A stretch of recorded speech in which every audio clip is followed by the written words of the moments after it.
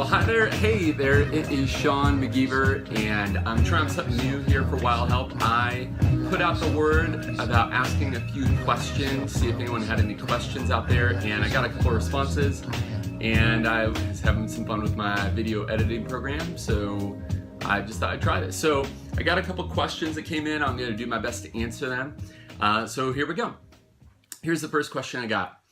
I just got placed at a new school and I'm trying to start Young Life there. Do you have any advice? And I do have some advice. First off, I would definitely start with prayer.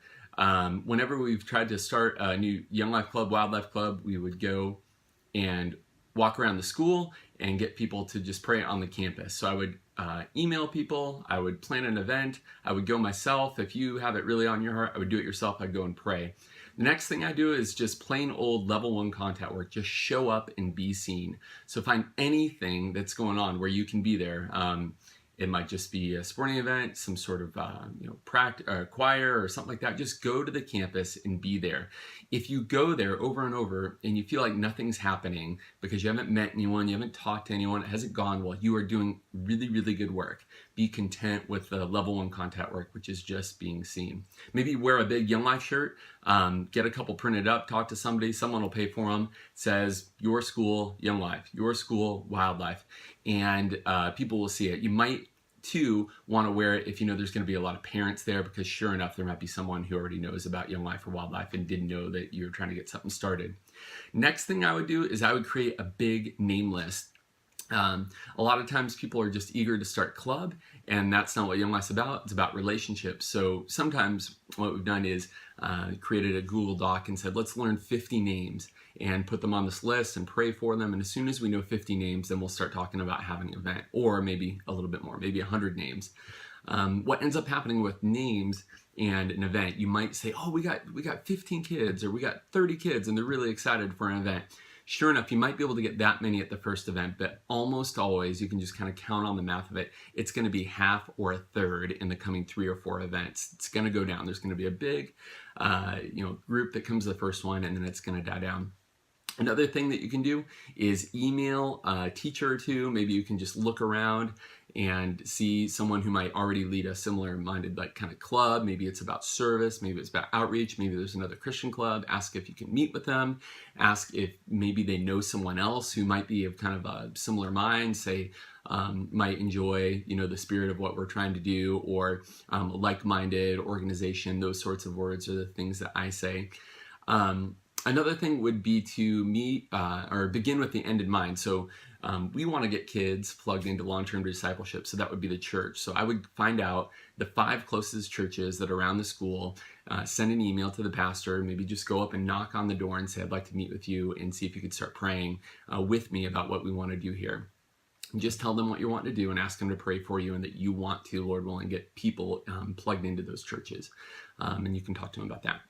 So I hope that helps, and I'm sure there's a lot of great other ideas out there.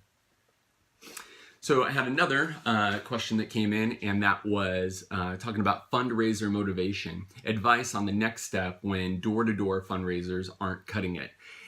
I feel you right now. We're going to camp in 2 weeks, and we're trying to raise money, and we do have some door-to-door kind of fundraisers going on, but it is hard sometimes. Sometimes the camp trip isn't gaining momentum. Sometimes it's just whatever it is.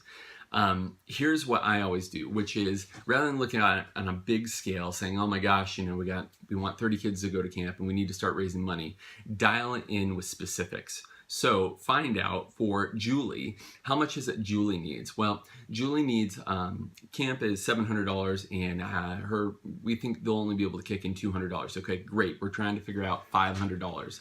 And then try to break it down and say, look, we have the door-to-door thing, let's try to get $100 there, and then start to try to line it up. Sometimes I see people just get really overwhelmed by big numbers, and the question I always ask is, how much do you think you can contribute of that total amount? Talk to your parents, let's find out. When they get that dialed in, then we come up with a plan. Now, if people aren't motivated, like maybe the leaders of the kids aren't motivated, one of the best ways to raise money, just haven't been in Young Life for a long time. It's great to do, sell some tickets or do a car wash or things like that. But really, the bulk of the money comes in from individuals who already love the Lord and already love Young Life. So I would approach old leaders. I would approach church friends. I would go through everyone on your cell phone, just go all the way down. I would go through your social media list, and I would say, who is a person that loves Jesus and likes what we're doing?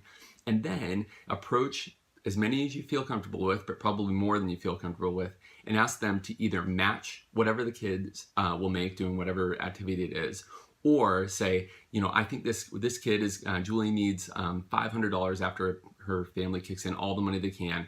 What we're gonna try to do is try to raise $250 with these various fundraisers, but I'm pretty sure that Julie's gonna be $250 short.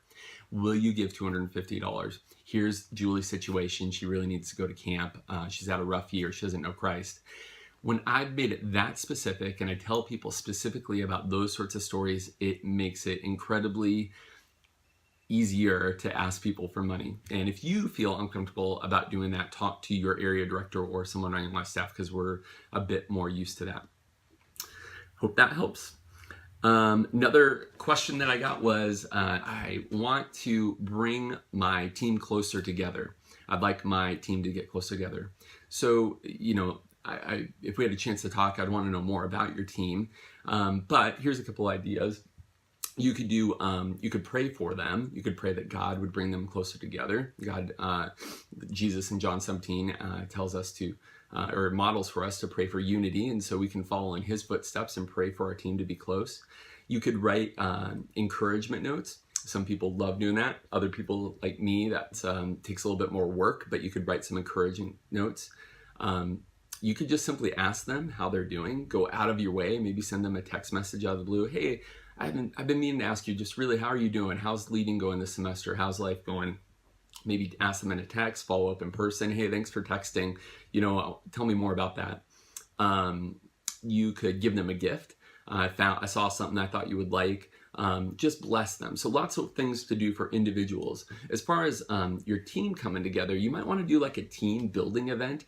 I've found that when we go as a group to somewhere in town that maybe we don't normally go to, like go to a certain park that's downtown, or just kind of get out of our normal context. A lot of people look forward to that. I know it's really difficult just to get people together, so it might be challenging. But I wouldn't say like, oh, this one person can't make it. I'd probably just still do it. And then one thing I've done is before our team meeting is have an encouragement hot seat. And so we would just say, hey, tonight we are going to talk about Danny. Hey, everyone, let's go around and just say some things that we see in Danny's life. Let's just talk about how we see Christ in him and how we appreciate him as a friend. So just all this encouragement. If you model it for them, I think it will bring people together. They'll feel appreciated, and I think when you ask them to do more things together and they're speaking positive words toward each other, it'll make them want to be together. Another question, as a volunteer, I want to give more of myself to Young Life. What are some ways to do that? I mean, that's awesome. I'm glad that you are wanting to lean into Young Life. First off, if you're looking for ways to give yourself more to Young Life, I would pray and ask God to lead you. Say, God, I would like to do more with Young Life. Will you open doors for me that maybe I didn't see before? And you never know what can happen. And maybe even ask someone else to pray for you along those lines. I would like to do more with Young Life. I want to step further into this. Hey, team leader, area director, mentor, will you pray this for me? Another thing that you can do is, there's absolutely one place that's really, truly worth it in Young Life to throw yourself deeper, other than growing in Christ, and that is building relationships with students. There's no one who can replace building relationships with students, except for you. We have to go one by one. And so if you say, I feel like I want to put another half hour into going deeper into Young Life, I would say just hang out with more students, go do more contact work, pray more for kids, meet with them for discipleship. That is the number one place to put energy into that will reap huge benefits, and you'll be blessed. And you might be surprised too what doors that opens up. Another thing you might want to do is identify your specific gifts and passion and interests. And just basically, where can you help? Like for me, I'm a good organizer. I'm good at getting plans together. I'm good at getting details out online. I can run an event. But others might be really good, like before, like I said, like writing encouragement, encouraging people. Others are really, really good at mentoring. There's those people who just line up like meeting after meeting at Starbucks for discipleship and mentoring all day long, and they just can't get enough of it. I do some of that, but I'm a stronger organizer and communicator and honestly just writing up notes. So find out what it is that you do and how you might be able to contribute. One way that is good to discover that is just ask people, what do you think I'm good at? What do you think if I did more of, God's kingdom would benefit? How do I help the most? Also, yeah, tell your area director that you might want more. And then I would say when you have opportunities, put more preparation into the things that you are already being asked to do. So like for instance, if you're doing a club talk and you want to step further into Young Life, really dig into it. Rather than maybe putting an hour or two into it, put 8 hours into it. Go buy a book on the topic. Go buy a commentary. Go meet with your pastor or the person that discipled you and say, I really want to dig into this scripture, and I really want to think about a great way to present to my friends, whatever it is. And the more and more that you do that, and you lay a foundation with all that information, the more you benefit. I would also read books. I've found that having just learned a ton from reading books. In fact, you might even see it here. I've just got books all over the place, way too many books. I'm a reader. They say leaders are readers, and I found that that's pretty true. So last one, I heard a question, which was, I would love to hear some alumni strategies that have worked. So connecting with people who have been involved with Young Life. And I would just divide that up primarily into two categories. There's student and alumni. So there are ones that went to club, and then there's leader alumni. I'm sure there's some other alumni too, but as far as student alumni, the number one thing that we do is we have a continuing Bible study through college. And that has been a fantastic thing for us, just to continue basically doing campaigners, doing discipleship with people that we know, and that's kept people in the loop. We do a freshman year leadership, and it's a year long, and we develop such close friendships over that entire year that we stay in touch for years and years and decades. I mean, it really goes on quite a while if you spend a year meeting every week for an hour or two, especially after high school. Those are even more formative years for the longer term relationships. So we do a decent job a couple years after in our area for students.